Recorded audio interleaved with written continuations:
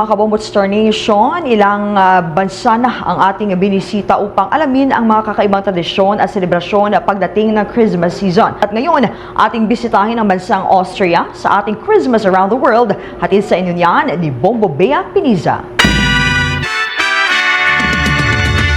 Bombo Radio Philippines presents Christmas Around the World.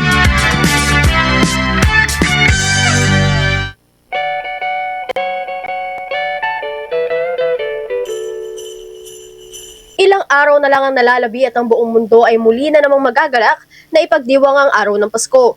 Ilang araw na lang at magbubukas ng regalo at magpupugay muli sa kapanganakan ni Jesus. Pero teka muna, alam mo na ba kung paano magdiwang ng Pasko ang mga residenteng naninirahan sa Austria? Maging ang mga tradisyon na kanilang ginagawa tuwing panahon ng Pasko? Dahil kung hindi pa, halika at samahan niyo akong alamin, dinangin at pagyamanin ang mga kakaibang tradisyon ng bansang Austria. Jingle bell, jingle bell, jingle bell rock. Ang Austria ay isang bansa sa Europa na siyang makikita sa sentral na bahagi ng kontinenteng ito. Ang bansang ito ay binubuo ng 9 na estado at itinuturing na paraiso para sa mga taong mahilig mag-ski at mountaineering. Siya ay halos binubuo ng mga bulubundukin kung saan dito rin makikita ang sikat na Austrian Alps na siyang kadalasang dinarayo ng mga skiers at mountaineers.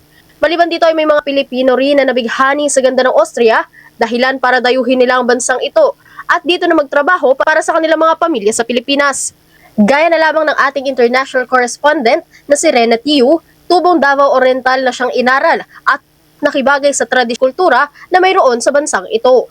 Pagbabahagi niya ang Pasko sa Austria ay maituturing na isang national holiday kung saan mararanasan mong malamig na panahon sa buong buwan ng Disyembre at mararanasan mo rin ang snow na matagal mo nang inaasam dito sa Pinas.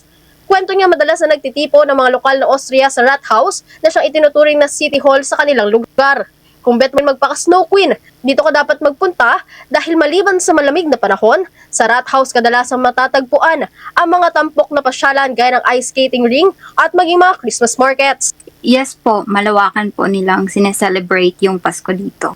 Kung sa Pinas naman ay makakakita ka na ng mga Christmas villages, simula pa lamang ng Setyembre, ang mga taga-Austria ay hindi na nagtatayo ng mga ganitong klase ng pasyalan dahil sa mga higanteng Christmas tree na kanilang itinatayo sa kanilang mga syudad. Alam nyo ba na mga Christmas tree nila rito ay mga tunay na puno mula sa kanilang mga bulubundukin? Yan ang dahilan kung bakit mas malaki ito kung titignan kumpara sa mga karaniwang isiniset up sa ating mga tahanan. Naniniwala din kasi ang mga taga-Austria na ang pagtatayo ng malaking Christmas tree kada taon bilang sentro sa kanilang pinakasikat na Christmas market sa Rathaus ay sumisimbolo sa pagkakaisa, kapayapaan at pagkakaibigan. Sa City Hall na rin na ito mayroong makukulay na Christmas markets. Ayon kay Tiu, dito maaaring makabili ng punch, isang warm apple juice para ibsan ng malamig na panahon sa Austria. Makakabili rin dito ng blue wine na isa namang mild alcoholic beverage na siya namang kadalasang gawa sa red o white wine na hinaluan ng cinnamon, sugar at citrus para maglasa itong fruity punch.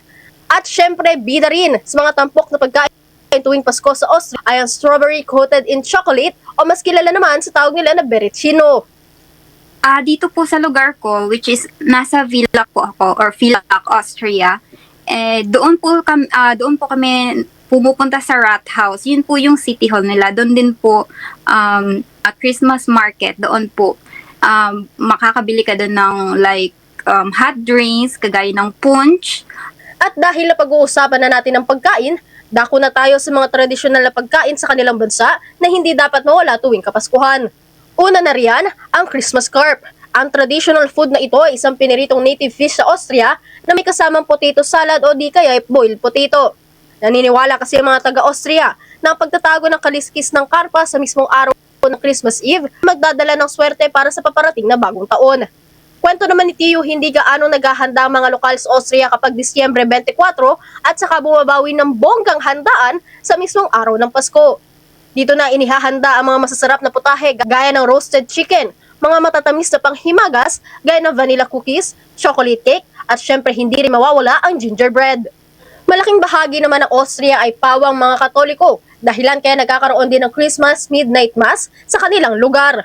Pinakadinarayong simbahan sa Austria ang St. Joseph Church, habang ilang simbahan na rin ang mamamataan sa iba't ibang syudad sa naturang bansa. Po, kadalasan po sa mga Catholic dito, meron po silang mass or midnight mass na tinatawag po dito.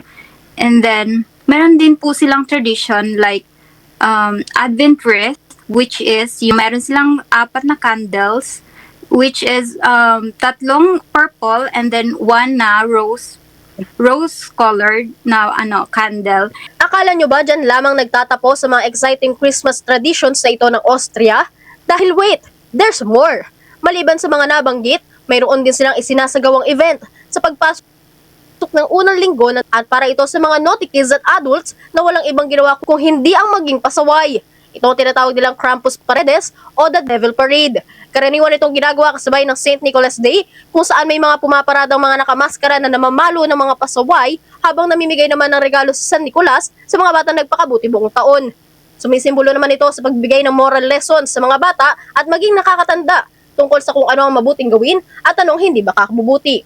December 6 is like Saint Nicholas Day.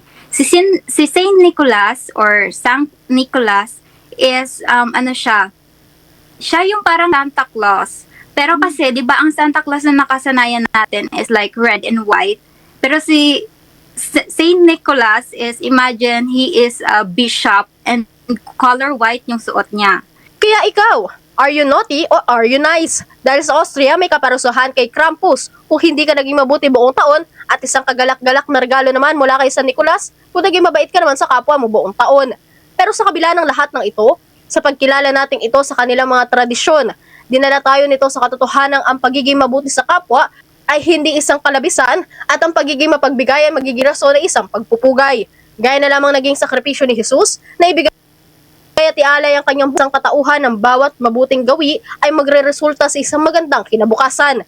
Bago naman tayo magtapos, narito ang pagbati ng maligayang Pasko at maligong bagong taon mula sa ating international correspondent sa lengguwahe ng Austria. Yes po, ang pagbati po nila is Frohe Weihnachten. Watch out for another edition of Christmas Around the World. Various celebration of Christmas by different countries. Only heard and seen at Bombo Radio Philippines.